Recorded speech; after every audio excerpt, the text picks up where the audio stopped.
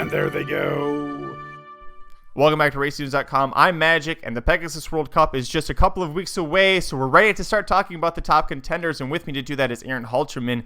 Aaron, Life is Good is a horse that you've pronounced after he lost his only career race to date in the Jerkins. This is a horse that if they properly place him will never lose again in his career. You've been right 2 for 2 so far. He wins the Kelso Handicap and the Breeders' Cup Dirt Mile, but this could very well be the toughest task of his career in facing Knick's Go. Your thoughts on Life is Good as we get towards the Pegasus? Yeah, I mean, there's no doubt. It's going to be an awfully tough challenge for him to do it. He's also going to run a distance he hasn't been yet, even though Todd Pletcher says there are absolutely no concerns about this horse going 1 1/8, which is reassuring because, Pletcher obviously knows what he's talking about, and he's not one to just blow smoke. I believe him when he says that. Look, this horse is absolutely elite. I mean, you just look at what he's done. It's really, really incredible. And let's face it, Magic, the day he lost, he really, number one, he shouldn't have. He got a weird ride. And number two, he lost to the best sprinter in the country at that time, Jackie's Warrior, at a distance that Jackie's Warrior wanted. And Life is Good, really, 7 furlongs is okay for him, but I think he really wants to go a little bit longer, like 1 1/16, hopefully 1 1/8. So, yeah, he to me, it's him and Flightline are kind of the two most talented horses in training right now, and I expect him to put on a show in the Pegasus.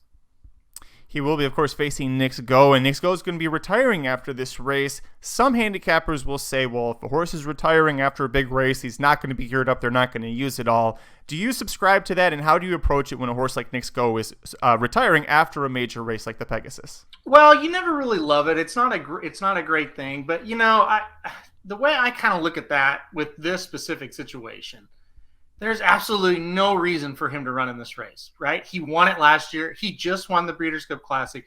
He's going to be the horse of the year. So why would you show up to this race and just be like, well, we'll see what happens. We'll get him cranked up to 80% and hopefully he's good enough.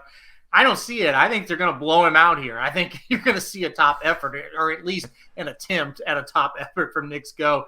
Just for the simple fact of, if you're not going to, then for his specific situation, why even show up? I mean, there's no reason to. So I definitely think you're going to see Knick's Go run well. And so here, it's Life is Good's definitely going to have to be good enough. There's not going to be any breathers here. He's simply just going to have to be a better horse than Knick's Go.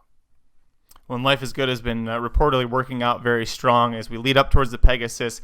For the Pegasus, over RaceNews.com, we have the inside track to the Pegasus World Cup wagering guide, and it's one of our biggest guides that we do each year, including the Kentucky Derby, all of the Triple Crown races, and of course the Breeders' Cup. One of the things that's special about this guide is not only does it cover in depth every single race on the card, which includes the Pegasus World Cup turf and the inaugural Pegasus World Cup Filly Mare turf, but you're also going to get a live bankroll article between Aaron and Jared Welch, who's the other racing dude. Aaron, let the fans know, what is the live wagering bankroll article and why is it so special for a race like this? Yeah, so for all the big ones, all the big racing guys that we do, we'll do the live bankroll, and it basically just gives you exactly what Jared and I are going to bet on the stakes races on that big card. And I think we've got 7 here for the Pegasus day.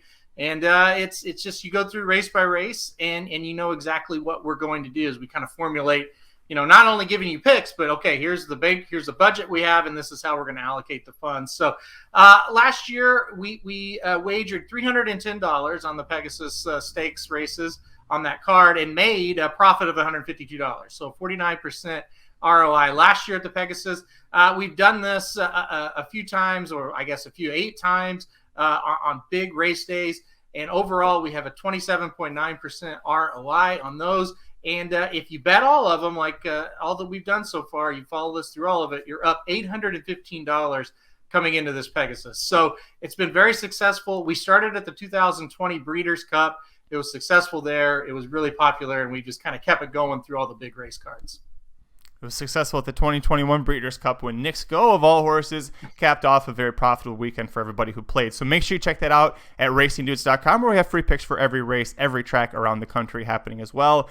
Go to youtube.com/racingdudes. We have free live stream shows, major stakes previews, stakes recaps, Kentucky Derby Trail coverage, Kentucky Oaks coverage, of course the Pegasus World Cup coverage for all of the major races there. Let us know below what you think about Life is Good versus Knick's Go. Is Life is Good going to get the win? Is Knick's Go going to stop him in his final career race? Hit like if you like this video. Hit subscribe if you really like it. Tell all your friends. We'll see you at the track. Race